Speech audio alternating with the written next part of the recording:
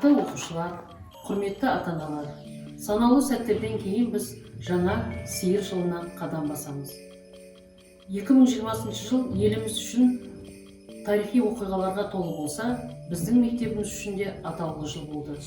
Жаңа бағыт дайындап, мектептің жетістіктері көбейді. Жаңа жыл, жаңа үміт, жаңа жоспарлар.